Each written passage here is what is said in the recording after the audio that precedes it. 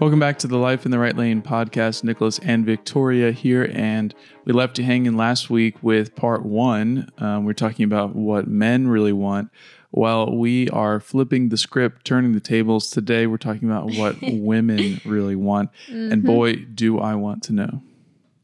Oh, I'm interested to see too. We're going to learn together. I think it is a question that always seems to have the most ridiculous answers, where men think women want you to like completely pull out all the stops, big romantic evening, but then other times they just want you to leave them alone. And then other times they are upset about something very small, and then other times they're fine with that, but then there's something else that you would never think would make them upset. You're of course not speaking out of experience. Of course not. I would never do such a thing using my own experience for this podcast. But I honestly, I can't really give a good answer. The conventional wisdom tells me that women really want you to listen to them and to not solve their problems. I see what you're saying. Like, just listen to the problem, but don't actually offer a solution. And that is something very difficult for men. But yeah, spending time together, the box of chocolates and the roses on Valentine's Day. Nice. That's a big common one. And I guess like to go do family house things together. No, I think that's just specific to me. No, it's not. It's really not. Really? You think other wives drag their husbands to like home goods stores? Absolutely. I can't remember the store. If you have ever seen the movie, which we've talked about wanting to go see, or to watch here, it's about these guys who started a fraternity who are older at a school. Jeez, what is that called? I have no idea. What movie are you talking about? It's got...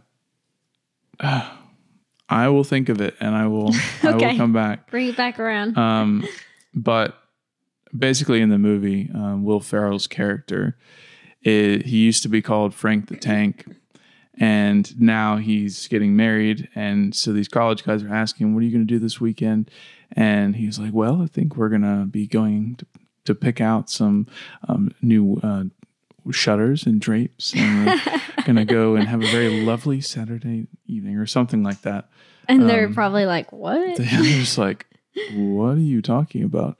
I think that's like the idea that men are these wild creatures that become domesticated by their wives, which over in time. A way has some validity to it. I remember when we started getting serious, and I think it was like right before we got engaged, you were hanging out with a friend, and then when I saw you again, I asked you, how was it? What'd you guys talk about? What'd y'all do?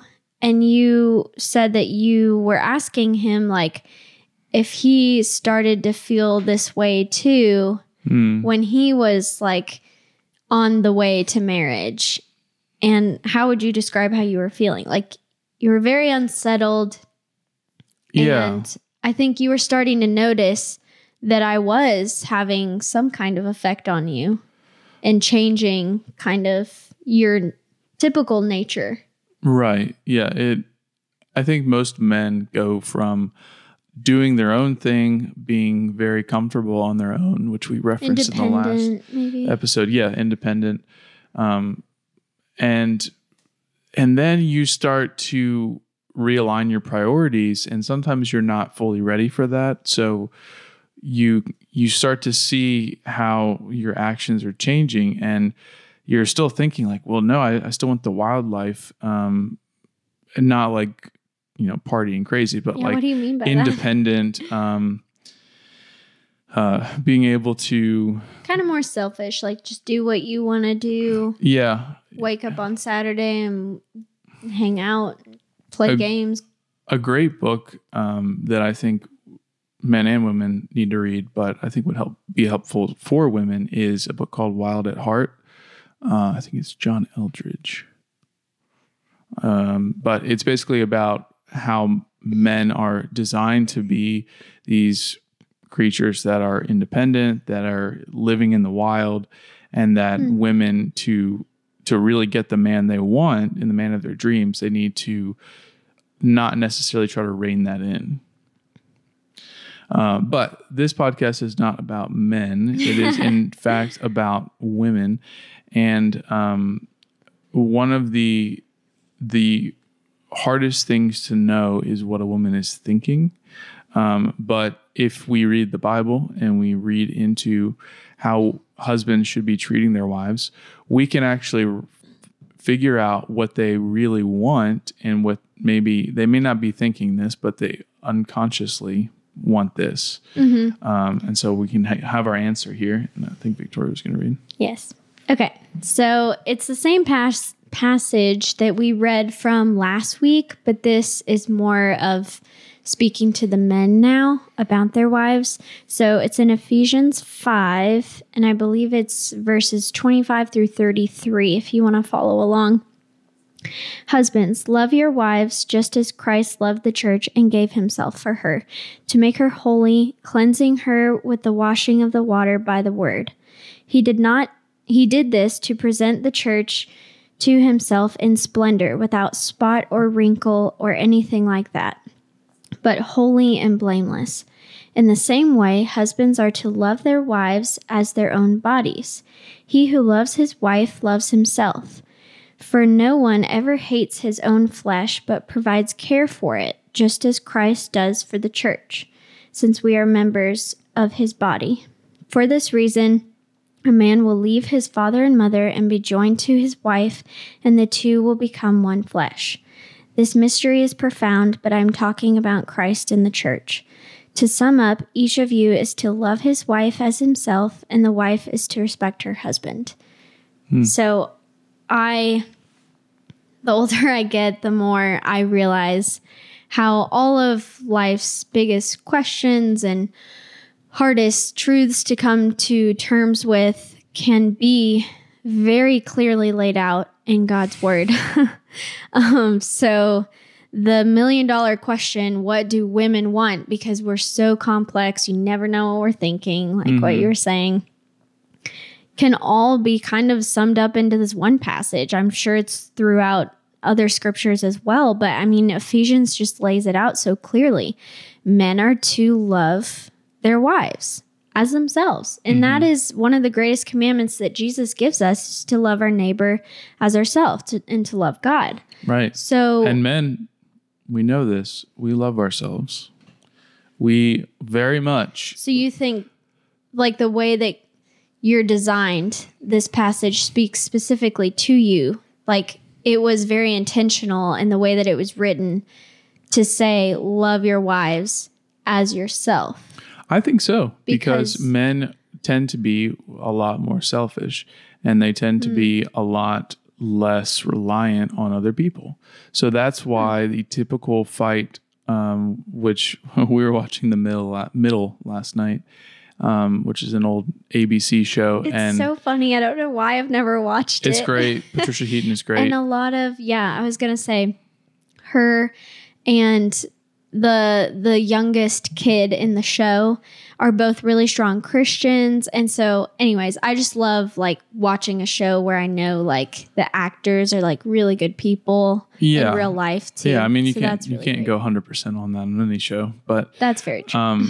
Anyway, so one of the fights they're having is that their husband will not call or ask questions when the wife wants him to. Oh my gosh, it's so frustrating. And we've been in this many times. You don't want to ask for help. Don't want to ask for help. Very prideful. And I think the reliance on self, the self-interest in pursuing things that are more meaningful to you is something that more often than not plagues men more than women. I think women are very quick to want to be in a union. They want to like have joint goals, joint things they do together, and men are very much about, doing it on our own. So last week we talked a little bit about how the roles and responsibilities that God gives us both cater to helping us understand an aspect of him, but then also give us something that we're constantly pulling against in our sinful nature. And last week we talked about how for women, the thing that's pulling them down when they're trying to stand up all the time is this desire not to respect their husbands, to say, you don't know the right answer, you're not doing this right, and to I can do it better. Yes, I'll exactly. Control the situation. You're fighting control. For men, many times it is fighting this selfishness and the desire to only take care of yourself. So, and I think it also too pushes you to feel more emotion and to be vulnerable, right? Well, that's true. I mean, in loving someone, you kind of have to show yourself.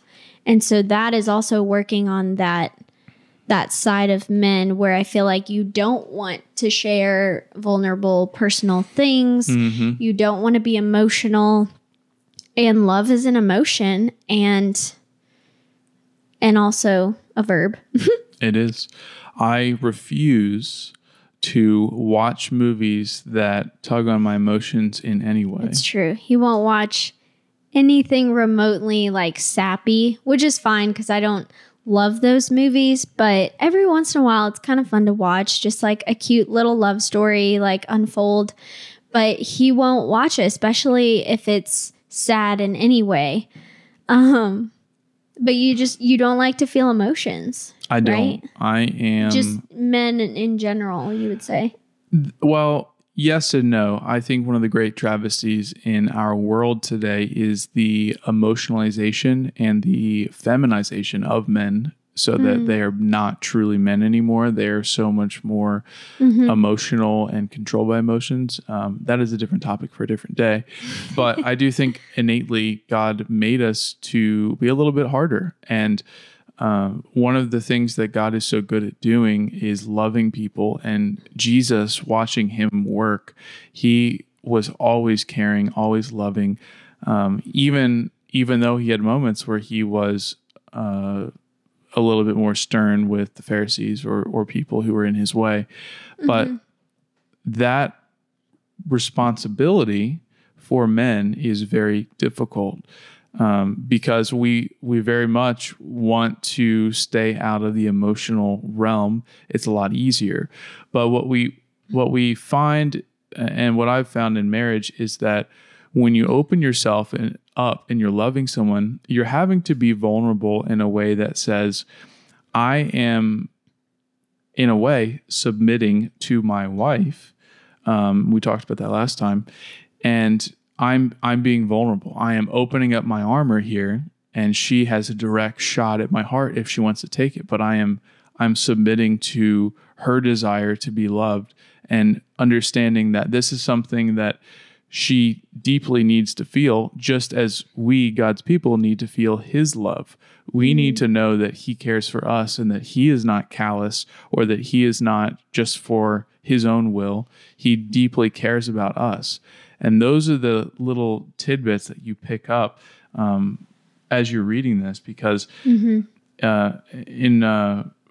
verse 29, for no one ever hates his own flesh, but provides and cares for it, just as Christ does for the church, since we are members of his body. He is caring for us just as we are his own. And the responsibility to care for our wives and to love them well is one that, number one, helps them to feel, well, I don't know. I'll let you answer this question. I'm not a woman. When I have historically not loved you well, what has been the result of that situation? like, how do you leave feeling? How does that, we talked last time about the cycles, remember? And the water cycle. the water cycle. If you haven't listened to last week's episode, definitely listen to that one first, because this one kind of builds off of that. Yes. But yeah, I mean, I think the main answer is it breaks that cycle. So I talked about how it kind of starts with the woman. I mean, as being called to respect her husband, it starts with, I'm choosing to respect him even when I don't feel it. And then it kind of comes around, and that gives him the confidence to lead well. And then it goes back up to, I continue respecting him. He continues leading well. It doesn't always play out that way, but that is the healthy cycle that we kind of strive for. And I also see that as love being interjected in there as well. So you respect your husband. He leads confidently. Because you respect him, he then has this outpouring of love towards you for doing that for him. And the love that you're receiving from him now gives you fuel to continue respecting him. So it's, again, like this really great cycle. And it doesn't always have to start with the woman. I know in that example it did. But let's say as a husband, my wife is not respecting me. If I am continually being a servant leader, if I am showing her love, I'm listening to how she feels, I'm acknowledging my mistakes, I am going out of my way to do things for her, she's going to start feeling like, wow, he's really treating me well, and I'm not honoring him. I'm not like, as people start to see that love shown to them, they start to respect the other person more. And that just mends that cycle, and so it can go on. So as a man, you have the responsibility, even if your wife is not submitting to you, to continue loving her and showing her compassion. And many times she will have to help you do that. That's one of those things that I think indirectly, just as God has to help us love him better, our wives have to help us love you better, basically, because we don't always come from a position of love or emotion. So in my time being married to you, I feel like I have learned how to love you better because I failed so many times doing it, and I learned by my mistakes. But then I also see how it makes you feel when I do it correctly. And I start to get a sense for when you are at your very best, and when I am able to speak life into you and love you in a way that basically makes you be the person that God made you to be, then I start to connect the dots, and I start to understand, well, when I do that for her, this makes her come alive, and this makes her, even if it's not necessarily to me, to love other people well, to serve other people well. That's what's really cool about women and how they give feedback to men. When a man gives feedback, it's not going to be very in-depth, or it's going to be very logical. When a woman gives feedback, you're going to get a very visual experience. So what I mean by that is men don't always see the tiny details. So it helps that women have more emotion, because you're able to, on a greater scale, show us how you're feeling, right? Like you're giving us so much more to understand and work with. That's because true. We're not as emotionally intelligent as you are. Where you could pick up something small from me, I might struggle to pick that up from you. So I think it's really neat how the way that we are called to love you, obviously it mirrors the way that God loves his church. But I don't want to gloss over the just as he provides and cares for it, because I think that's the other part of this. As a servant leader, what I am called to do for Victoria is to care for her and provide for her. And that is going all the way back to Adam, his job, and having to work for his food and have to sort of be in pain and toil to actually feed his family. When I am loving you, I'm also serving you, and I'm doing things that provide for you, that make you secure.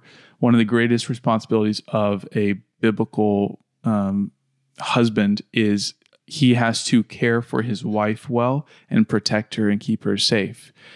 I never will forget, we went to prom together in high school. If you don't know the story, Victoria and I were junior prom dates, and not because we were dating, because I just thought she was really nice and that she actually talked to me and maybe she would be a fun date. She was a great date.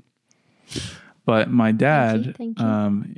Came up to me before I went to the prom and said, Nicholas, your only job tonight is to make sure that Victoria is taken care of and she's having a good time. That's all you need to be thinking about. And I never forgot that. I never forgot that that's my job, is to make sure that you are taken care of.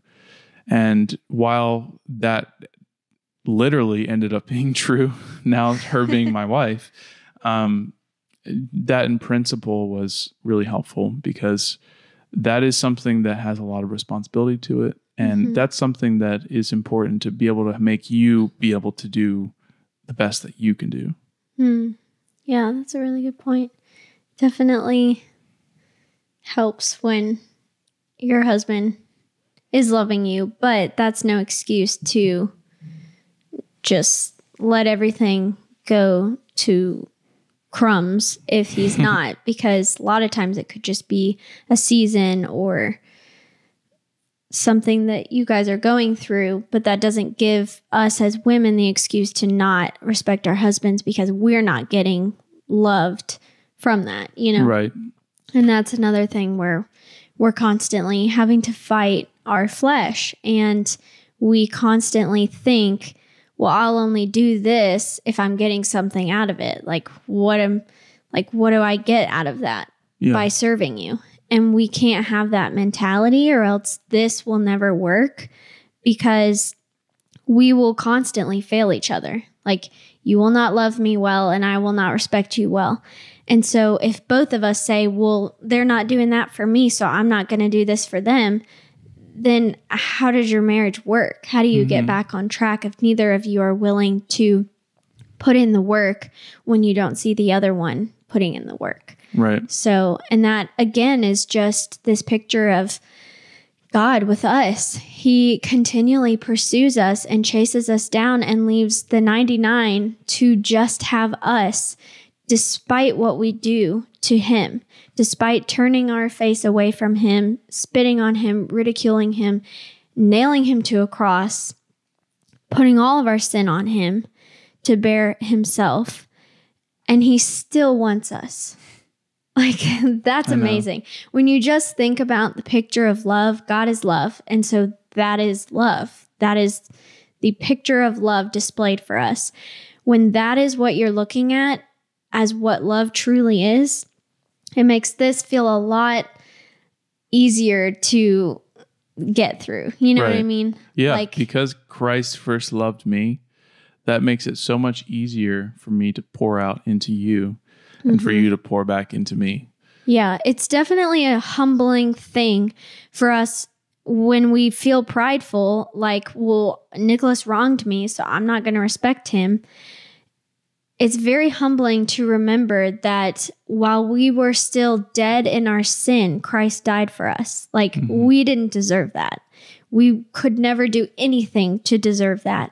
So, he doesn't deserve my respect, but I'm going to give it anyways. And I don't deserve his love, but he's going to give it anyways, because that's what we are called to do based on what God has given us to learn from. So anyways, we hope these 2 episodes have been helpful. It's been really fun for us to just kind of dig a little bit deeper into this.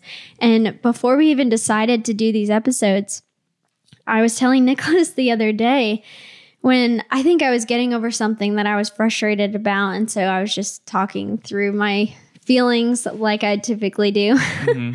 But I was thinking about it, and I was like, everything that a man or woman in a marriage gets upset about. Like, it all boils down to love and respect. And so it was really funny for us to be kind of talking from this passage where it says, to sum up, each of you is to love his wife as himself, and the wife is to respect her husband. Love and respect. Like, I just think that's so perfect that we were just talking about that.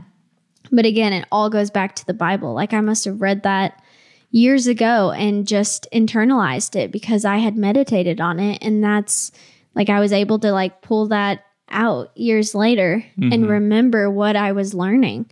So anyways, we hope this has been helpful. Even if you're not married, you can never start too early to just start learning these concepts and how you can do things well. And absolutely. Definitely never stop learning, because marriage is quite a journey, and thankfully God goes with us through it. But I mean, do everything that you can now to prepare for it, to sharpen yourself while you're single so that you're able to remember the lessons that you learned when you were by yourself that you can now instill into your marriage and into your spouse. Right. No, so true. And I will never regret any of the time I spent studying these types of things before I got married.